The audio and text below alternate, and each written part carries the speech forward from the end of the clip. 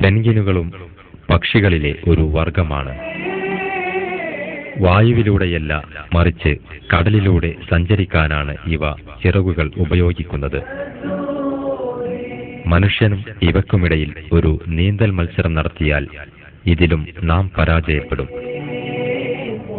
ഒരു ഒളിമ്പിക് സ്വർണ്ണ മെഡൽ ജേതാവിനേക്കാൾ 3 ഇരട്ടി വേഗതയിൽ നീന്താൻ പെൻഗ്വിനുകൾക്ക് കഴിയും.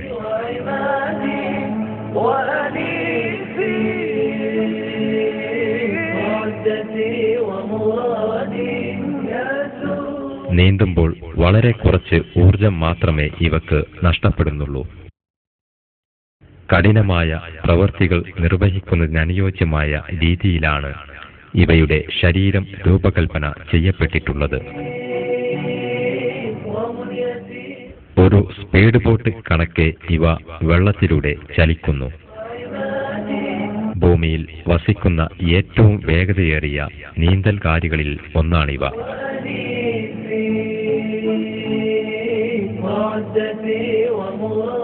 പക്ഷികളിലെ സൗന്ദര്യാനുഭൂതി.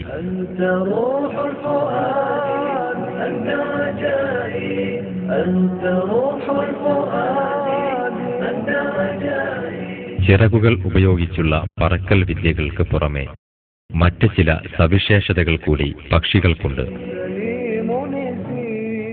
പക്ഷികളിലെ ഈ അലങ്കാര സവിശേഷതകൾ കണ്ണുകൾക്ക് കൗതുകമേകുന്നവയാണ്.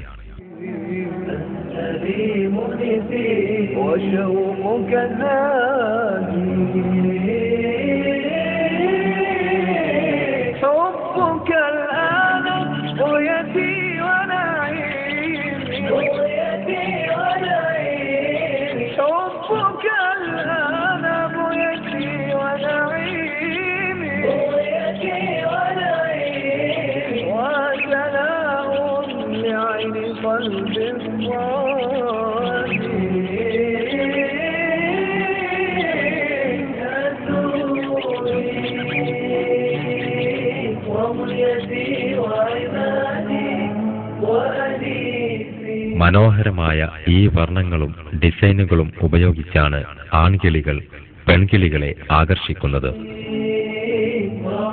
കലയുടെ യാഥാർത്ഥ്യമുളവാക്കുന്ന ഡിസൈനുകളാണ് ഇവ. ഇവയൊന്നും ഒരു യാദൃച്ഛികതയുടെ ഫലമായിട്ടുള്ളവയല്ല.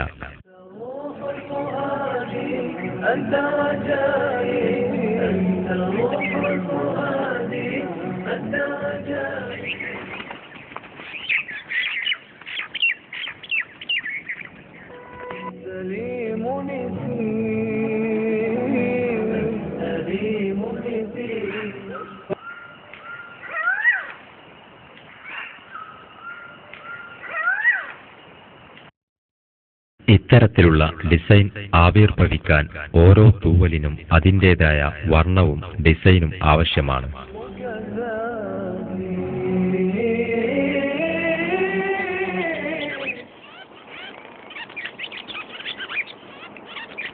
ഇങ്ങനെയാണ് അതിമനോഹരങ്ങളായ ഡിസൈനുകൾ രൂപപ്പെടുന്നത്.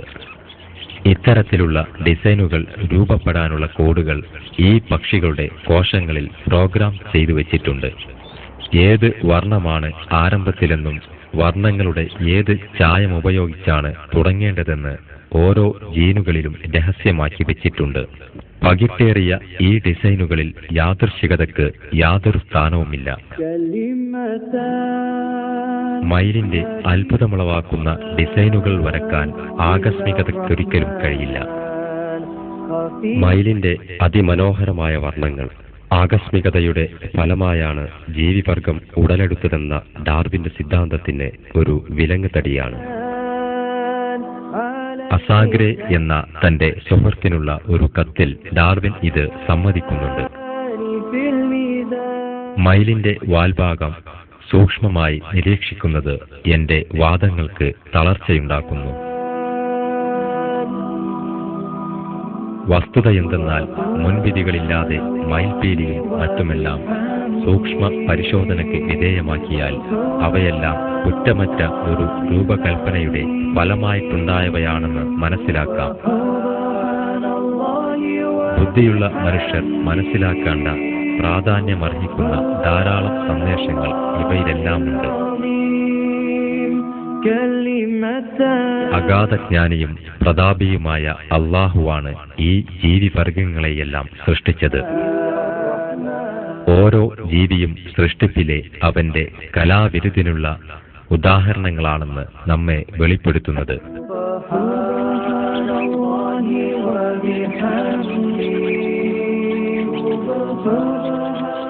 ഖുർആനിലെ ഒരു വചനം പറയുന്നു, ഹുവല്ലാഹുൽ ഖാലിഖുൽ ബാരിഉൽ മുസവ്വിറു ലഹുൽ അസ്മാഉൽ ഹുസ്നാ യുസബ്ബിഹു ലഹു മാ ഫിസ് സമാവാതി വൽ അർദി വഹുവൽ അസീസുൽ ഹകീം.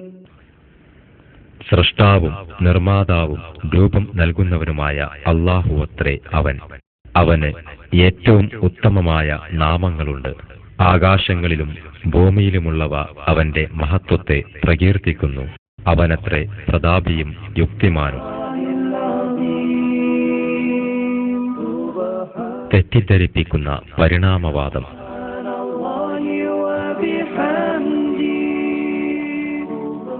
പക്ഷികൾ ചാൾസ് ഡാർവിന്റെ വാക്കുകളെ തന്നെ അസ്വസ്ഥനാക്കിയിട്ടുണ്ട്. പരിണാമവാദം അവകാശപ്പെടുന്നത് ആകസ്മിക പരമ്പരയുടെ ഫലമായി ഒരു ജീവിയിൽ നിന്നും മറ്റൊരു ജീവിയായി രൂപാന്തരപ്പെട്ടാണ് ഇന്ന് കാണുന്ന ജീവിവർഗം ഉടലെടുത്തതെന്നാണ് പരിണാമവാദം അവകാശപ്പെടുന്നത്. ഈ അവകാശവാദത്തെ പിന്തുണക്കുന്ന ഒരു ശാസ്ത്രീയ തെളിവുകളുമില്ല. ഭാവനയിലധിഷ്ഠിതമായ ചില ഊഹാപോഹങ്ങൾ മാത്രമാണ് പക്ഷികളുടെ ആവിർഭാവത്തെക്കുറിച്ച് ഈ സിദ്ധാന്തത്തിനുള്ളത്. ഉരഗങ്ങളുടെ വംശപരമ്പരയിൽ നിന്നാണ് പക്ഷികൾ ആവിർഭവിച്ചതെന്ന് പരിണാമവാദികൾ വിശ്വസിക്കുന്നത്. എന്നിട്ടും തികച്ചും വ്യത്യസ്തമായ ഈ ജീവിവർഗങ്ങൾക്കിടയിൽ ഏതു തരത്തിലുള്ള രൂപാന്തരണമാണ് നടന്നതെന്ന് വിശദീകരിക്കാൻ അവർക്ക് സാധിച്ചില്ല. ഉരഗങ്ങളുടെ ശരീരം കാഠിന്യമേറിയ ചെതുമ്പലുകൾ കൊണ്ടാണ് ആവരണം ചെയ്തിരിക്കുന്നത്. എന്നാൽ നമ്മൾ കണ്ട പക്ഷി ശരീരത്തിലെ അതിസങ്കീർണ ഘടനയോട് കൂടിയ തൂവലുകൾ നേരെ മറിച്ചാണ്. അവ ഉരഗങ്ങളുടെ ശരീരത്തിലെ ചെതുമ്പലുകളോട് നേരിയ സാമ്യം പോലും പുലർത്തുന്നില്ല. അതിനാൽ തന്നെ ചെതുമ്പലുകളിൽ നിന്നും തൂവലുകളിലേക്കുള്ള രൂപാന്തരം തീർത്തും അസാധ്യമാണ്. കൂടാതെ ജീവിവർഗങ്ങളിലോ ഫോസിലുകളിലോ അത്തരമൊന്ന് കാണാൻ കഴിയില്ല. പക്ഷികളും ഉരഗങ്ങളും തമ്മിലുള്ള മറ്റൊരു പ്രധാന വ്യത്യാസം അവയിലെ ശ്വസന വ്യവസ്ഥയിലാണ്. നമ്മുടേതുപോലെ തന്നെ ഉരഗങ്ങളുടെ ശ്വാസകോശങ്ങൾ വായു ഉള്ളിലേക്ക് വലിച്ചെടുക്കുകയും അതേ വഴിയിലൂടെ തന്നെ പുറത്തേക്ക് വിടുകയും ചെയ്യുന്നു. എന്നാൽ പക്ഷികളിലെ ശ്വാസകോശങ്ങളിലെ വായു സഞ്ചാരം ഒരു ദിശയിൽ മാത്രമാണ്. ഇത് സാധ്യമാകുന്നത് ഇവയിലെ ആകർഷണ വ്യവസ്ഥ മൂലമാണ്. പക്ഷിയുടെ ശ്വാസകോശത്തിലെ മുൻവശവും പിൻവശവും ശൂന്യമായ വായുസഞ്ചികളാണ് ഉൾക്കൊള്ളുന്നത്. ഇവ ചെറിയ സഞ്ചികളായാണ് ശ്വാസകോശത്തോട് കൂട്ടിച്ചേർത്തിരിക്കുന്നത്. പക്ഷി ശ്വാസം വലിക്കുമ്പോൾ വായു ശ്വാസകോശങ്ങളിലും അതിനു പിന്നിലെ വായുസഞ്ചികളിലും നിറയുന്നു. അതേസമയം ശ്വാസകോശങ്ങളിൽ നിന്ന് പുറത്തേക്ക് വിടുന്ന വായു ശ്വാസകോശങ്ങളുടെ മുൻവശത്തുള്ള സഞ്ചികളിലേക്കാണ്. പക്ഷി ശ്വാസം പുറത്തുവിടുമ്പോൾ മുൻവശത്തെ സഞ്ചികൾ ഉപയോഗിക്കപ്പെട്ട വായുവിനാൽ നിറയുന്നു. പിൻവശത്തെ സഞ്ചികളിൽ ഇപ്പോൾ ശുദ്ധവായുവായിരിക്കും. ഇവ ശ്വാസകോശങ്ങളിലേക്ക് പ്രവേശിക്കും. ഈ അവസ്ഥയിൽ ഇങ്ങനെ ശ്വാസകോശത്തിൽ എല്ലായ്പ്പോഴും ശുദ്ധവായുവായിരിക്കും. പക്ഷി ശ്വാസം വലിക്കുകയാണെങ്കിലും വിടുകയാണെങ്കിലും സങ്കീർണവും സമഗ്രവുമായ ഒരുപാട് പ്രവൃത്തികളുടെ അനന്തരഫലമായാണ് ഈ വ്യവസ്ഥ കുറ്റമറ്റ രീതിയിൽ പ്രവർത്തിക്കുന്നത്. ഉദാഹരണത്തിന്, ശ്വാസകോശത്തിനും സഞ്ചികൾക്കുമിടയിൽ വളരെ ചെറിയ വാൽവുകളുണ്ടായിരിക്കും. ഇതുമൂലം വായു എല്ലായ്പ്പോഴും ശരിയായ ദിശയിലേക്ക് സഞ്ചരിക്കുന്നു. ഇവ നമ്മൾ വീക്ഷിക്കുകയാണെങ്കിൽ ഈ സങ്കീർണ വ്യവസ്ഥ അത്യാശ്ചര്യകരമായ രൂപനിർമ്മിതിയാണ്. ഇവ പക്ഷികൾക്ക് സുസ്ഥിരമായി ഓക്സിജൻ ലഭിക്കുന്നതിനു വേണ്ടി പ്രത്യേകം നിർമ്മിക്കപ്പെട്ടവയാണ്.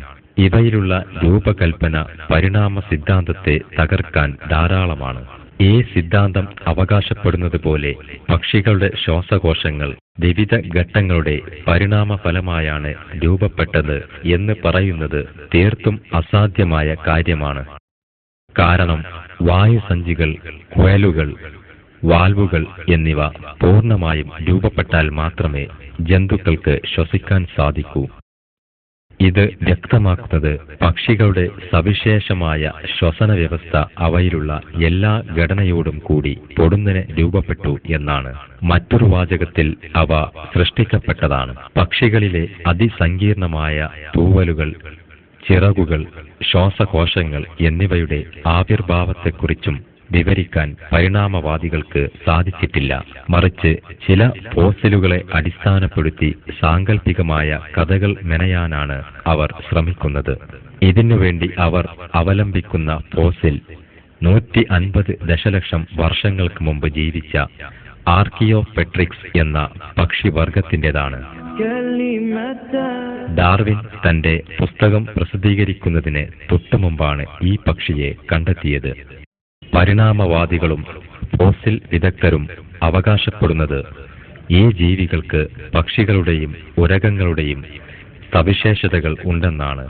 എന്നാൽ അന്നു മുതലുള്ള ഓരോ ശാസ്ത്രീയ കണ്ടുപിടുത്തങ്ങളും ഈ അവകാശവാദത്തെ ദുർബലപ്പെടുത്തുന്നതാണ്. പ്രത്യേകമായ ഒരു സംഗതി, ആർക്കിയോപെട്രിക്സിന്റെ തൂവലുകളും അസ്ഥികളും ഇന്നുള്ള പക്ഷികളുടെ ഘടനയിൽ നിന്നും വ്യത്യാസം പുലർത്തുന്നില്ല. ടെക്സാസിൽ നിന്ന് കണ്ടെത്തിയ പ്രോട്ടോവിസ് എന്ന ഫോസിലാണ് മറ്റൊന്ന്. ആർക്കിയോപെട്രിക്സിനേക്കാൾ 75 ദശലക്ഷം വർഷങ്ങൾ പഴക്കമുള്ളതാണിവ. ആർക്കിയോപെട്രിക്സ് ആണ് പക്ഷിവർഗത്തിലെ മുൻഗാമി എന്ന അവകാശവാദത്തിന് ഈ കണ്ടുപിടുത്തം മരണമണി മുഴക്കി. ശാസ്ത്രീയപരമായ ഈ തെളിവുകളെയെല്ലാം അവഗണിച്ച് ഉരഗങ്ങളിൽ നിന്ന് രൂപാന്തരപ്പെട്ടാണ് പക്ഷികൾ ഉണ്ടായതെന്ന ആശയം ഇന്നും പരിണാമ സിദ്ധാന്തത്തിൽ